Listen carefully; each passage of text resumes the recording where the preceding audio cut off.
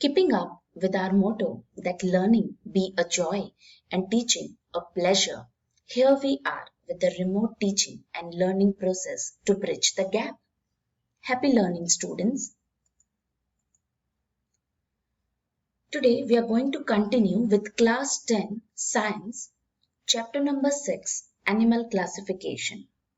Topics which I am going to cover during this session are different criterias for 5-kingdom classification system like body symmetry, germinal layers, body cavity and segmentation. As you all know that 5-kingdom classification system is based on these criterias. Now in the last session we have already seen body organization. So today we are going to see the remaining 4 criterias. Let us start with body symmetry. The quality of being made up of exactly similar parts facing each other or around an axis is called body symmetry. Now, in imaginary sense, if the body of any animal is cut through imaginary axis of the body, it may or may not produce 2 equal halves.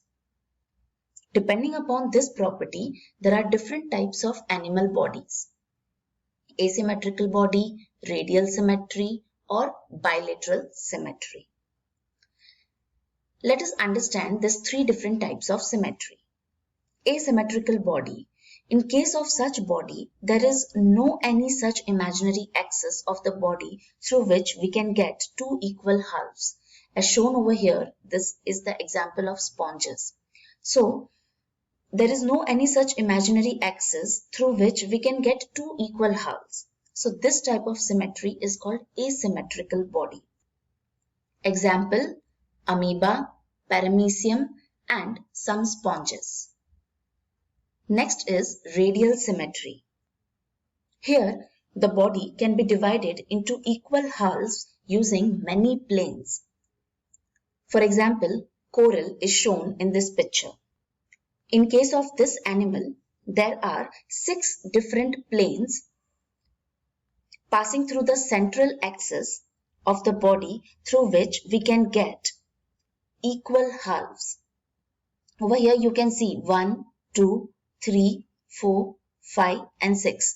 These are the 6 different planes along the central axis of the body which divides the body into equal halves.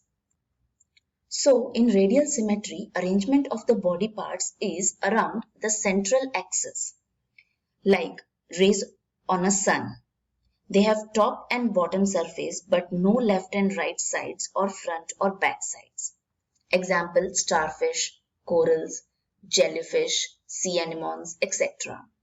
And the last symmetry is bilateral symmetry. In this type of body, there is only one such imaginary axis of the body through which we can get 2 equal halves. Over here you can see there is only single plane which is dividing the body into 2 equal halves. Whereas in the case of radial symmetry, there were 6 planes, right? So the example which is shown over here is of the scorpion. Other insects which shows bilateral symmetry are fishes, birds, frogs, human, etc.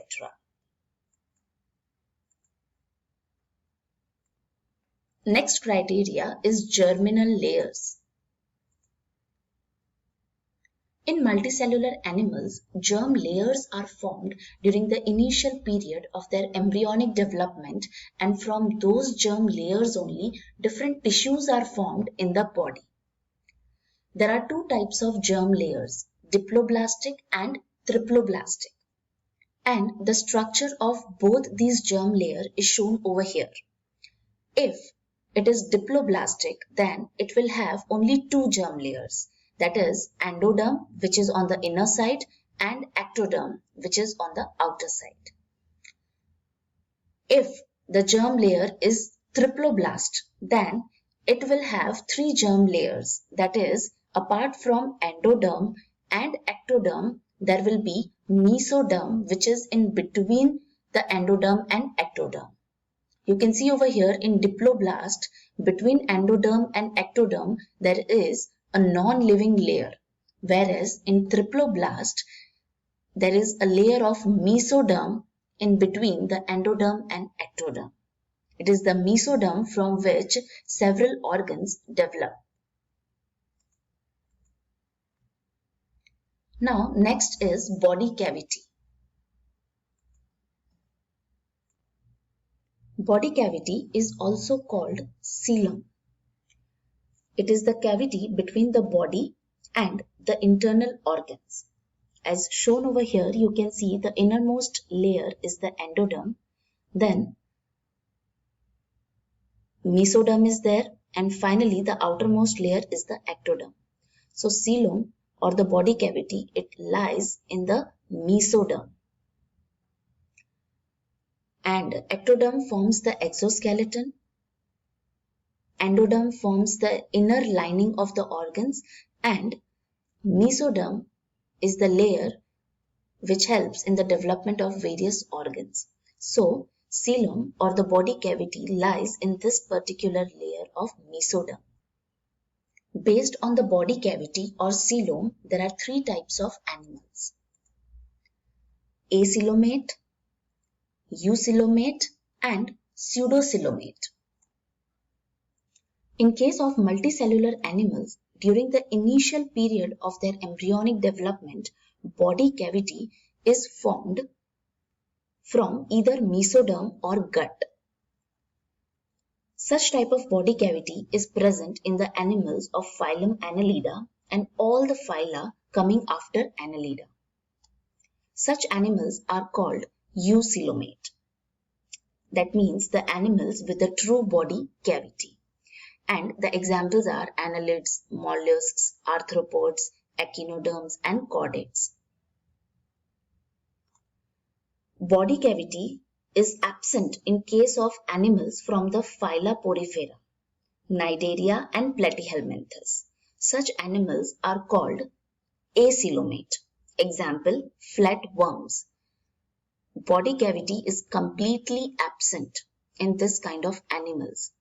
As shown in the structure also, there is endoderm, mesoderm, and ectoderm. There is no body cavity present as in the case of eucoelomate, where you can see endoderm is there, then mesoderm. Inside the mesoderm, there is coelom or the body cavity. And finally, the outer layer, ectoderm, is there. And the third one is pseudocoelomate. Here, the body cavity is present, but it is not formed by the above mentioned two ways, right? Hence, these animals are called pseudocoelomate. Example, roundworms. And the last criteria is segmentation. If the body of animal is divided into small similar units, then such body is called as segmented body, and each small unit is called as segment. Over here, the picture of earthworm is shown. Now, if we see the structure of earthworm, you can see over here mouth, head, and tail is there, and the body is divided into equal parts, similar parts, and each part is called segments. So, it has the body which is divided into so many segments. So, we have covered the different criteria for the new classification system of kingdom Animalia, like level of organization, symmetry, body cavity or coelom, as well as the body segmentation. In the next session, we will see the 10 different phyla in this phylum. This is all for this session. Thank you so much.